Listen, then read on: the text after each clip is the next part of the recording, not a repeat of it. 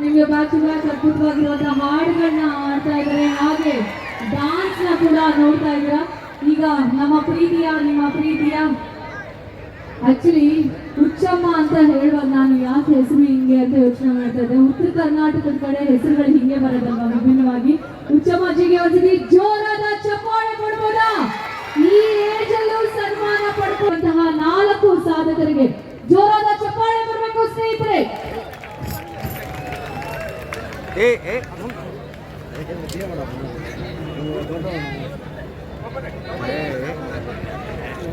ಆಡ್ತಾರ ಆಗ್ತದೆಲ್ಲ.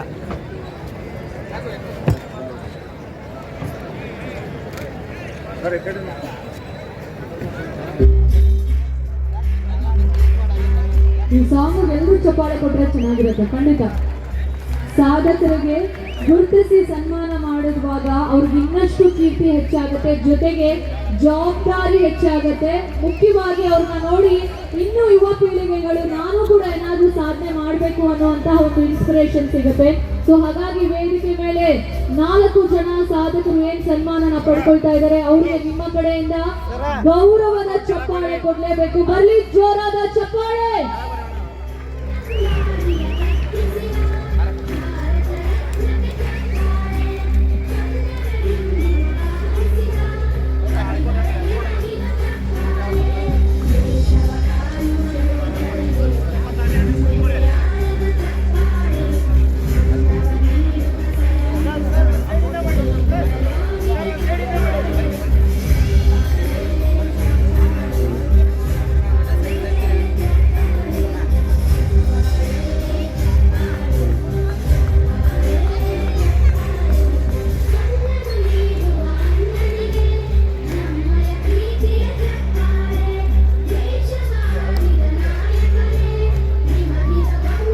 ಈ 4 ಜನ ಏನು ಈ ಒಂದು ವೇದಿಕೆಯಲ್ಲಿ ಒಂದು ಸನ್ಮಾನನ ಪಡ್ಕೊಳ್ತಾ ಇದ್ದಾರೆ, ಅವರವರ ಕ್ಷೇತ್ರದಲ್ಲಿ ಗುರುತಿಸಿಕೊಂಡು ಸಾಧನೆ ಮಾಡಿದ್ದಕ್ಕಾಗಿ ಈ ಒಂದು ಜೋರಾದ ಚಪ್ಪಾಳೆ ಬರಲಿ ವೇದಿಕೆ ಮೇಲಿರುವಂತಹ 4 ಸಾಧಕರಿಗೆ.